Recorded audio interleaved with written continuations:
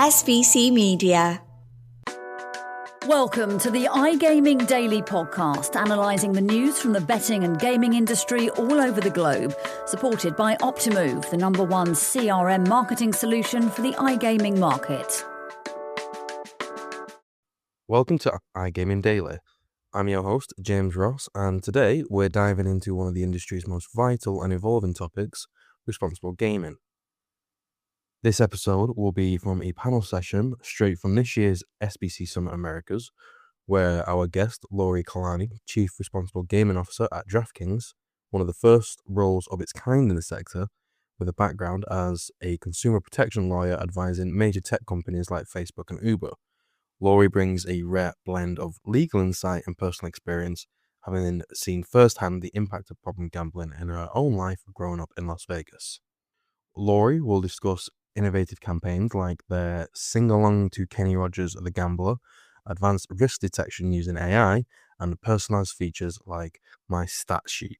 She'll also cover industry-wide efforts such as the Responsible Online Gaming Association and challenges posed by unregulated markets. Hello, everyone. Thank you for joining us. Excited to talk about responsible gaming, not just what it is, not just what a great company like DraftKings is doing with it, but how it has to evolve as gaming evolves, how we think about gaming evolves.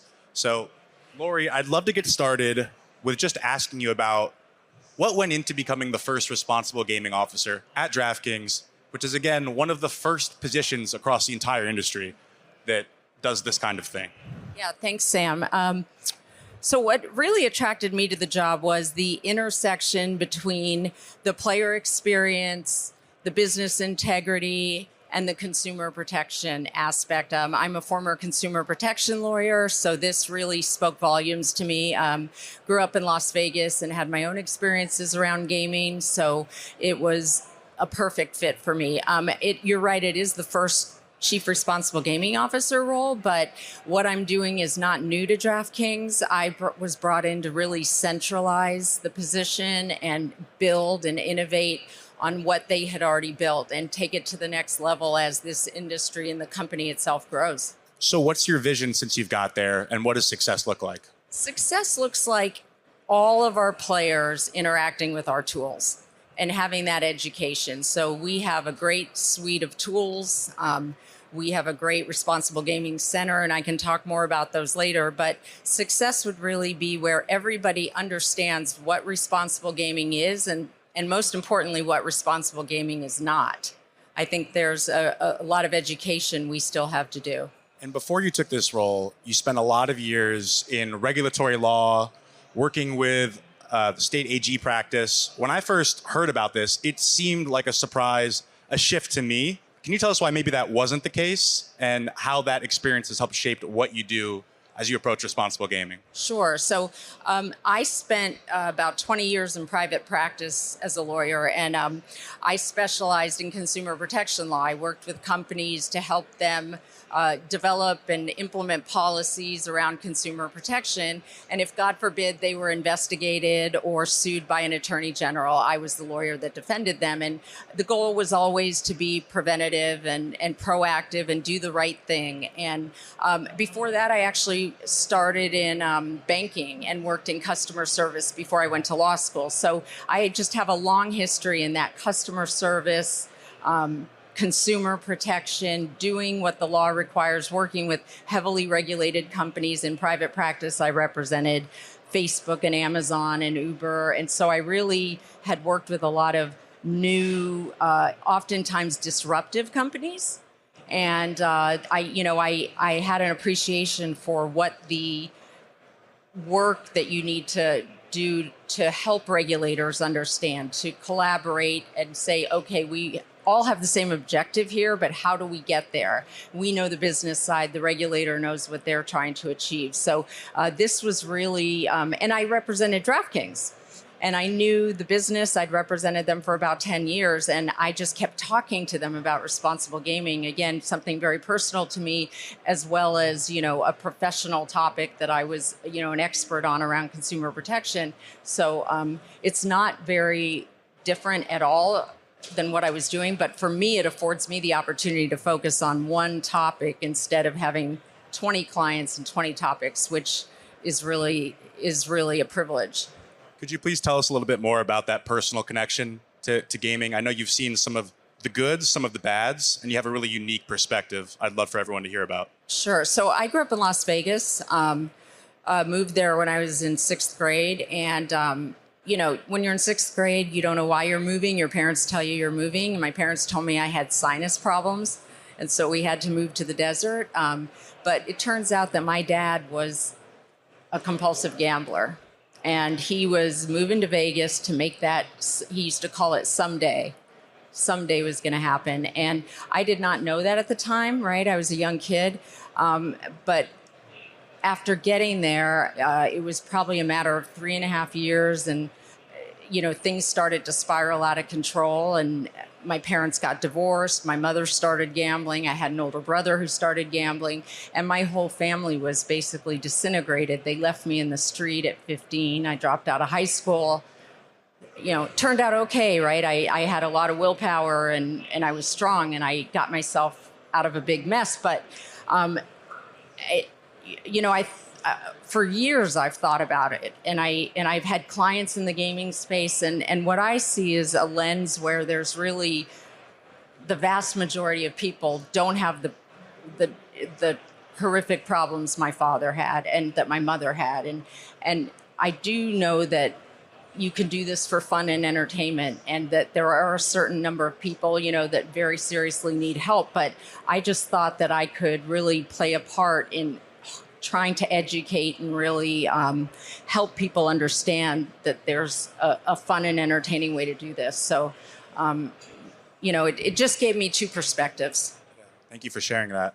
Zooming out a little bit, this is now a $50 billion industry. We've talked about how much the industry has grown, but I don't think we talk enough about how it's changed, the way we gamble. People now bet from the palm of their hands in 38 states, winning, losing money in an instant. And the way we think about gambling, the way we think about betting has also evolved rapidly in a short amount of time along with that.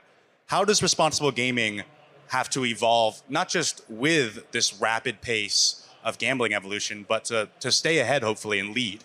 Yeah, so we're in a great time for responsible gaming because the technology's on our side, right? We have so many tools. Like I said, I grew up in Las Vegas, and the casinos were always talking about responsible gaming. But it's hard to see when you're in a casino and I'm in the arcade watching my dad gamble away the mortgage, right? I never actually saw with my own eyes tools or things that were happening. I'm sure things were happening, but I didn't see them. They weren't really tangible to me. And so, gambling's been around forever, and this is just a new way of doing it. Just like socializing's been around forever, and social media became a new way of doing it. And so I think that we have the ability to meet our players where they are. We have the ability to provide tools and guardrails and put things in place that are available for every player. And it's just a matter of making sure they're aware of them. And most importantly, making sure there's no stigma around using them. Because when I got to DraftKings, I started to say, what do our players say about our tools? And they said, well, by and large, players say, oh, I don't need to use those responsible gaming tools. I don't have a problem gaming. And that is the absolute wrong way for people to be thinking about this. I'm not an alcoholic, but when I go out drinking, I take an Uber. And it's not because I'm an alcoholic. I'm definitely not even a heavy drinker, but I do the responsible thing. And I think that this is new enough that we can't assume people know, and I'll give you one more example. When social media sort of exploded on the scene, how many of you know somebody who lost a job or didn't get a job after an interview because a picture of them was, discovered on Facebook where they were dancing on a bar in college? Everybody has those pictures, but what those people didn't realize was that there were controls that had to be used, and there were tools they could use on Facebook to make those private pictures private. And people didn't understand that. Maybe it wasn't intuitive. And so over the years, I watched Facebook really improve. Well, I guess it's meta now. I guess I'm aging myself, but I watched them really improve their tools. You know, the privacy preferences used to be in a menu, and then the privacy preferences were right there hovering over the picture as you posted it. And now if you talk to people, those people aren't posting those pictures anymore. If they are, they're setting the right privacy controls around them. So I really think that we have a real opportunity to put all kinds of data in front of our players. I mean, we have something called My Stat Sheet. It's a responsible gaming tool. We don't call it a tool, we call it My Stat Sheet. And nearly half of our players have used that since the start of NFL. And they're not saying, I don't need my stat sheet because I don't have a problem gambling. They're saying, oh, this is cool. I get to see how much time I've spent, my net wins and losses. I can look at it in, visual graphs. And so I think we can use the technology to do more of that and really customize things to give people information and help them be informed and make their better decisions. Sounds like you're having success, or you found success when it comes to adoption with how you market responsible gaming, how you talk about problem gaming. You just mentioned My Stat is not called, here's this RG tool you have to click on. Can you talk about how that's evolved since you've been there and where you kind of see that going as we keep developing responsible gaming? Yeah, it's a great question. I mean, we just launched a multi-million-dollar campaign with a commercial. I hope everybody here's seen it. It's a responsible gaming ad, and it's a sing-along to the Kenny Rogers song, The Gambler. And that to me was like a real step in the direction where I would like to see things go, which is really focusing on the fun and positivity and the fandom, but building in that responsible message, right? And that the song really did it for us. So we're looking at things like that, and we're doing the research. We work with the Responsible Online Gaming Association, and that was founded last year by the 8 largest operators in the business. And Rogue is spending a lot of their time looking at the research around how you talk about responsible gaming, because it's not what we say, it's what people hear. We want to talk to people in their own language, because if they're hearing something, we may love it over there at DraftKings behind our desks, but we have to make sure it's resonating with the players, with the people, and frankly, with the broader audience, because everybody's got a mother, a sister, a husband, a friend, somebody who's playing on FanDuel or DraftKings or what have you. And so I think it's really an education that we want to put out there for the world, which is why I love the Gambler ad.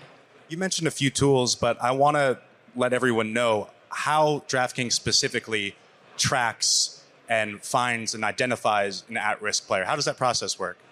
Yeah, so, everybody has different levels of play. And I always say we shouldn't get caught up on the amount of money, because for somebody, $50 could be traumatizing. For somebody else, $50,000 could be a drop in the bucket. So I try to steer people away from just thinking about amounts and thinking about behaviors. And so New Jersey actually has some best practices, and they were really a leader on this. And I don't know if Dave Rebuck's here, but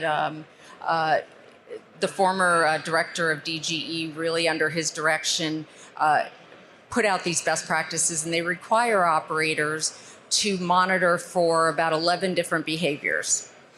And it's things like canceled withdrawals and extended periods of time on the platform. And so we didn't just do that in New Jersey, we really expanded that. Now, a few other states have sort of mimicked what New Jersey's done, but we're doing that across our platform. So we're looking at those behaviors, and when we see those, we send messages to players, and we're trying to personalize those, right? So if you're making multiple deposits, we send you a message that talks about setting deposit limits or multiple deposits. But I think we've even got work to do there, because we could have normative messaging. We could have messaging that, compares to what the average person does. We could have personalized messaging that says, you deposited X last week, this week you deposited Y. So we're working on the research to allow us to understand what would resonate best. But that's one way we're using technology. Another way we're using technology is with a large language model. We're looking at every customer communication we have to identify when somebody might be in a crisis. And we're able to escalate those tickets immediately. Now, we will expand that. We'd like to look at that in a more expansive way to say what sort of interactions would, in the written communication, separate from the play, might indicate that somebody could use some education, that somebody, would have otherwise triggered one of those alerts on the side if they were playing. So, we want to get smarter with the AI and looking at our customer communications, but we're certainly already using it for certain uses. And then the last thing I'd say about the technology is just my stat sheet. We're taking everybody's data, dropping it into these graphs and charts, and showing it back to them in a really interesting way, so they can be more informed and aware of their own play. Once you do intervene, once you do identify these players and you help, how do you evaluate how that intervention is working? Where does it need to go? How could it improve? What's working well with it? Yeah, so if somebody gets an alert because of some behavior, like I said, let's just use New Jersey, for example, and then they get a second alert, we have analytics that show that, we're looking to see if that person's behavior changes. And we're seeing great results there. And, we make tweaks along the way. And I think the tweaks really need to be about the messaging. Again, should it be a full screen? Should somebody have to answer some questions? Should we give them information, earlier? Is it education, or is it pushing them to go to our responsible gaming center? Again, we're working on a lot of research around what the right approach is to educating consumers, because we're at a deficit to begin with if people don't understand the game, the rules, the risks, the odds of the game. So we want to make sure that for first-time bettors, they understand what a parlay is and what that means when they're making that bet. So, but on those engagements, we are looking, our analytics team does look at repeat behavior. On the technology front, just sticking with it for a sec, the technology in gaming has been accelerated by this incredible demand we have, fierce competition, forces the successful companies like DraftKings to be technology first.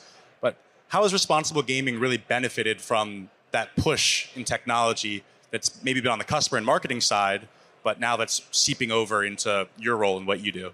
Yeah, again, I'd say it's great because we send responsible gaming customer messages twice a month. We build it into all of our marketing messages, right? There's the 1-800-GAMBLER number on every marketing piece we put out there. We hear that phone calls are up substantially to 1-800-GAMBLER, and I say, well, isn't that a good thing? I mean, I didn't know about 1-800-GAMBLER before it was listed on every operator's ad. And so I think it's a good thing that people understand there's a support system. So I think the technology and the marketing are helpful for responsible gaming. It gives us a bigger platform and a broader net we can cast. When it comes to studying it, you alluded to it perfectly right there. A lot of this stuff has not been studied previously. Post-legalization, obviously people are going to be contacting numbers that are given out to them more. How difficult is it to really evaluate the numbers that come in when just a few years ago, nobody had access to these numbers? How do you evaluate whether it's a good thing, it's a bad thing, what it means for companies like DraftKings? Well, we asked that question a lot, and some of the answers I've received were people call 1-800-GAMBLER because they think they're calling DraftKings, and they want to change their address on their account. And they get excited because there's a phone number, right? Because DraftKings really, none of the companies anymore have phone numbers. Everything is write-in and chat. And so I think there's a lot of curiosity around it. I don't know about anybody here, but I've called it several times. I want to see where it routes me to when I'm in a certain jurisdiction. I want to make sure it's working and routing me. I was in New York, and I want to make sure it would route me to the New York correct number. So I've called it. I'm probably responsible for 10 calls. And I think there's a lot of that going on. So I think that to become hysterical and say, oh, there's a whole lot of calls when we're doing our best to advertise the number, I think is just, it's inconclusive at this point. What's your experience been like when you've called? So I was in New York and I called and I wanted to be sure that I would get routed to a New York number. So the way it works is it's routed based on your area code. So I was in New York, I borrowed somebody's cell phone, I called and I was routed correctly. I haven't actually talked to anybody, but I've just called from certain jurisdictions to make sure it's routing properly. Gotcha.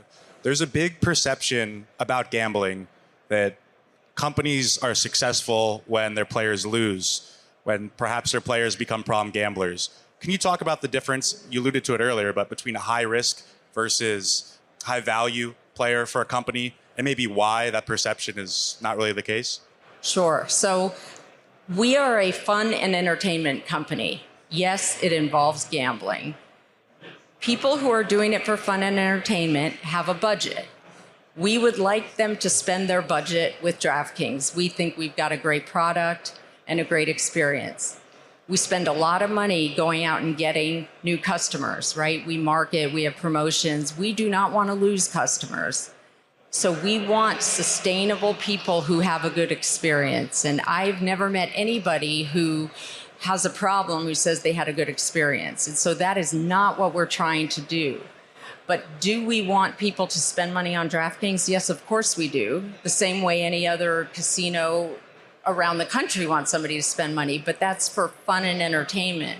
There is no place for people with problems on our platform to be playing. And when we become aware of that, we shut those accounts. How much a part of your work is that, trying to change that perception around how these kind of companies operate, what problem gambling is, and how we think about it as a society? Is obviously gaming has just evolved so much just past 5 years, every day, really. Yeah, I mean, look, it's gambling. And a lot of people out there in the United States didn't want to see it legalized, right? And so they're critics, and there's healthy scrutiny around gambling. I think it takes time. You have to walk the walk and talk the talk. And you know, I think oftentimes the majority of our players are forgotten about. There's a lot of attention given to somebody who says, I had a problem. You know, that problem escalated due to online gaming. But I don't want to forget all the other people who are coming for the first time and will play on DraftKings or elsewhere. I want to make sure those people understand that those tools are available and that they're normal, and that they tell their friends. You know, we all go skiing, we all wear ski helmets, we get in a car, we all put on a seatbelt.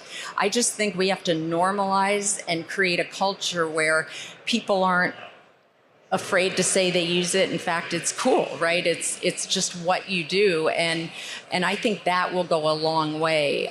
You know, there's it's heartbreaking, and there's problems in every industry, but I try to keep a focus on doing what we need to do to make sure that people with problems are not playing, but not forgetting the rest of our players to make sure they have what they need to have a very enjoyable experience and be a sustainable customer. As the legal market has expanded, so has the black market, which really does benefit from the legalization of online gaming without any of the same protections, guardrails, a countless list of things they don't have to do that companies like DraftKings do. How much does it complicate or make it more difficult to protect your players when you have this proliferation of the black market that's still very much out there? Yeah, it's a huge challenge. I'll tell you, you know, Connecticut, about 6 weeks ago, I think, shut down one of these illegal sites. And in their press release, they said that 10% of the people playing on that Connecticut site were on the state's self-excluded list. So that tells me that as hard as we work to make sure we are doing everything possible to never communicate with people who have self-excluded or people who we have banned for RG reasons, there are these other avenues for them, right? If they get that urge again and they've been strong enough to self-exclude with us or one of the other operators, they still, or all the operators, they can still go to those illegal sites. And some of our research has shown that people don't even know the difference between a legal and illegal site, which is terrible because their norm will be going somewhere where where there's no education, there may be no deposit limit tools, there may be no opportunity to cool off. Somebody just told me that they were on a self-exclusion list and or they are on a self-exclusion list, and every single day they get emails, texts, and phone calls from the illegal sites saying, don't worry, we're not connected to the self-exclusion list. So this is like direct marketing. They know they're on a self-exclusion list and they're marketing to them. So that really blurs the lines, right? I always say we're taking 2 steps forward and 3 steps back some days. So it's a real shame. And I think that the more people understand that there is a legal market and frankly, the more states actually accept that there is illegal market or illegal gambling going on, it's everywhere. By not legalizing and regulating gambling, they're not doing anybody any favor. It's much better to have a transparent, regulated market where people are following the rules. Last year, DraftKings became one of 8 companies to form the Responsible Online Gaming Association. It's been about a year. I have to imagine it's very hard to get all these competitors, not just on the same page, but in one room at the same time. Why go through all that trouble? What are the benefits of having so many different companies in this industry connected? Yeah, Roga was a brilliant idea, and it formed last year. Like you said, we're one of the founding members. I always say we compete for business. All of these operators, we're competing like crazy, very competitive. But when it comes to responsible gaming, there should be no competition, no walls. We should be taking the best ideas. If we want this industry to thrive, we should be taking the best ideas and implementing them across the board. So that's really one of the purposes of Roga, for us to be able to come together with the other 7 operators and say, what are the best practices? And then actually formalize those. And we're in the process of doing that. 2 other things I'll mention about Roga, well, 3. Know your play. This is the first concerted effort to really educate college-aged people. There's been a lot around the NCAA and the athletes, but there's really been nothing around just college populations. And so Know Your Play is a great digital education program about, it's got lived experience, it's got financial literacy, responsible gaming, that's available at campuses across the U.S. free of charge. Another big initiative that Roga is working on is a national self-exclusion database. And so today, if somebody self-excludes on DraftKings, they can turn right around and go to FanDuel or Fanatics. What this would do is allow all of the Roga members to share the names of anyone who self-excludes on their platforms, so that person would be self-excluded on all of the Roga members' platform. Now, that will be a great improvement, but again, with the illegal sites, it's not the perfect answer. So, I'll tell any regulator, any law enforcement person any day that, enforcement has to be part of, the government's agenda here. I have to imagine a tremendous amount of work goes into that. It sounds very simple, but it doesn't seem so simple. No, the self-exclusion? Yeah. No, it's extremely difficult. But Roga's got Dr. Jen Shatley, who is running Roga. She is a foremost expert in responsible gaming, and she's doing a great job. She's a convener. She collaborates. She's very, very reasonable, and she's driven. So we've chosen a vendor for that database, and the work started. So we're hoping that'll be kicked off here. And I'm not going to put a time around it, but the work has begun, and we've got all kinds of people working on it to get it done. You've spent a considerable amount of time talking about specific groups we have to think about, not just bettors, not just people who watch sports, mothers, brothers, husbands, children, college-age students. Everyone has a different kind of responsible gaming message that fits them. How much do we still need to evolve on that front? And I imagine when you got in, it wasn't always so tailored.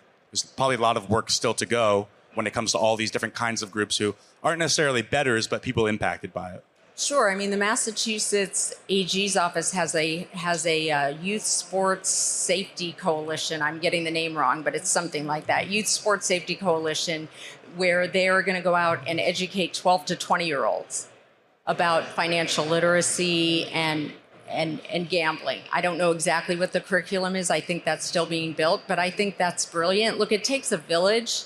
So I think that once you're out there educating kids in the 12 to 20-year-old space, you probably should be educating the parents, because the kids are going to come home and talk about that. And there's going to be a lot of parents, just like a lot of parents didn't know what Facebook was when kids started signing up for it. So I think there's a broad education that has to happen.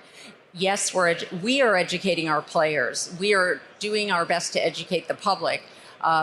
Massachusetts and I believe other states will look to educate the younger generation. Roga's educating the college students, right? So I think that there's going to have to be a broad education for everybody, because everybody's going to know somebody. It's sports. People love it. They've been gambling on sports for years, and now they'll be doing it online. Wrapping up here to talk about the future, we've talked about a lot of the challenges that you face. What are you excited about going forward? What does the future of responsible gaming look like? I'm going to work myself out of a job. That's what the future looks like. Like the Maytag repairman, right? There's going to be nothing to repair, I'm hoping. Really a world where, you say responsible gaming, people know what you're talking about very broadly, and where every person, we look at our customers monthly, quarterly, and we survey them. And I won't be happy until 100% of the people come back and say, yes, I know the tools are there. Maybe they'll choose not to use them, but I want to know that 100% of people understand what responsible gaming is and know where to find those tools. Thank you so much, Lori. Thanks, Sam. Thank you for listening to today's iGaming Daily podcast, supported by Optimove, the #1 CRM marketing solution for the iGaming market. If you want to find out more about some of the subjects raised today, feel free to explore any of the sites in the SBC News Network, or check out the latest edition of the SBC Leaders magazine. Happy reading.